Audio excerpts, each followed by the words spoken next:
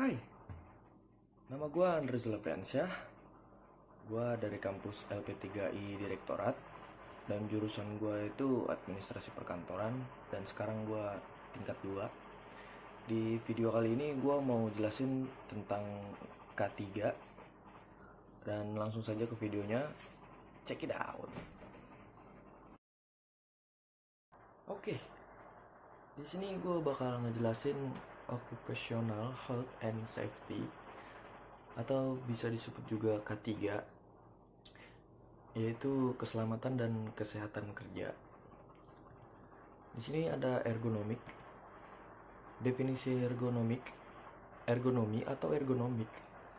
Ergos yaitu kerja, nomos yaitu aturan. Ilmu yang membicarakan desain untuk manusia, sebuah upaya menyesuaikan lingkungan kerja dengan kebutuhan pengguna atau manusianya. Tujuannya untuk meningkatkan produktivitas dan mengurangi rasa tidak nyaman saat bekerja. Ergonomik itu ada 3.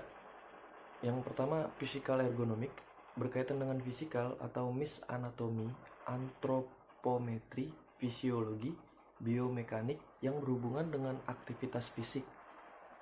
Berkonsentrasi pada pencegahan cedera melalui evaluasi lingkungan kerja, mulai dari postur sampai gerakan repetitif dan prosesnya, melibatkan pengamatan terhadap pekerja dan pekerjaan itu sendiri.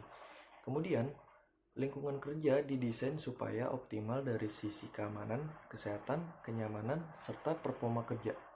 Yang kedua ada cognitive ergonomic, berkaitan dengan fungsi otak. Dalam konteks ini, kaitannya dengan analisis kesalahan, interaksi manusia dengan mesin, beban kerja secara mental, pengambilan keputusan, tekanan di tempat kerja, serta training karena berhubungan dengan desain sistem manusia. Dan yang ketiga ada organizational ergonomic, berkaitan dan fokus kepada sistem sosioteknikal, mencakup struktur organisasi, kebijakan, serta proses. Beberapa topik yang relevan seperti komunikasi, desain jam kerja, kerjasama tim, manajemen sumber daya, dan manajemen kualitas. Disebut juga makroergonomik, yang merupakan wawasan tentang bagaimana mendesain keseluruhan sistem kerja supaya terbangun iklim kerja yang efektif dan optimal. Di sini juga ada prinsip dari ergonomik. Ada 4 prinsip, yaitu menjaga postur tetap netral, mengurangi kekuatan yang berlebihan, hindari gerakan berlebihan, dan yang keempat, memberi ruangan untuk perenggangan. Di sini juga ada manfaat ergonomik. Manfaatnya itu, ergonomik yang tidak baik adalah kontributor utama terhadap kecelakaan kerja akut ataupun yang terbentuk seiring waktu. Kecelakaan akut akibat kurang baiknya ergonomik kerja, misalnya cenderung tulang belakang karena mengangkat benda dengan teknik yang tidak tepat. Kasus lainnya adalah serta pekerjaan yang mengharuskan seseorang melakukan gerakan yang sama dari hari ke hari.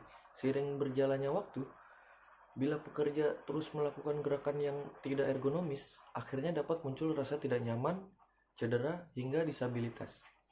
Contoh lainnya, pekerja seringkali duduk atau berdiri untuk waktu yang lama.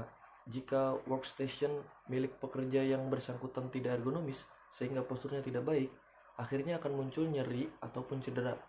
Nyeri leher, bahu kronis, yang umum dialaminya pekerja umumnya, sangat terkait dengan lingkungan kerja yang kurang ergonomis. Di sini juga ada manfaat dari ergonomik, yaitu ada 3. Yang pertama, meningkatkan produktivitas. Yang kedua, menghemat biaya. Dan yang ketiga, meningkatkan kualitas kerja. Di sini juga saya akan menjelaskan hazard. Hazard atau bahaya adalah faktor intrinsik yang melekat pada barang ataupun suatu kegiatan maupun kondisi. Misalnya pestisida yang ada pada sayuran ataupun panas yang keluar dari mesin pesawat. Bahaya ini tetap menjadi bahaya tanpa menimbulkan dampak atau konsekuensi, ataupun berkembang menjadi asiden bila tidak ada kontak atau exposure dengan manusia. Sebagai contoh, panas yang keluar dari mesin pesawat tidak akan menimbulkan kecelakaan jika kita tidak menyentuhnya. Segala kondisi yang dapat merugikan baik cedera atau kerugian lainnya atau bahaya adalah sumber situasi atau tindakan yang berpotensi mencederai manusia atau sakit penyakit atau kombinasi dari semuanya.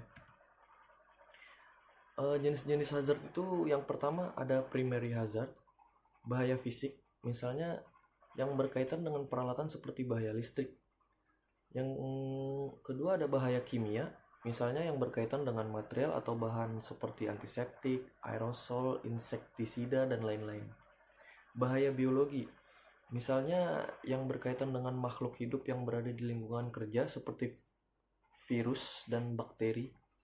Bahaya psikososial, misalnya yang berkaitan dengan aspek sosial, psikologis, maupun organisasi pada pekerja dan lingkungan kerja yang dapat memberi dampak pada aspek fisik dan mental pekerja, seperti misalnya pola kerja yang tak beraturan, waktu kerja yang di luar waktu normal, beban kerja yang melebihi kapasitas mental, tugas yang tidak bervariasi, atau terlalu ramai, dan sebagainya lainnya.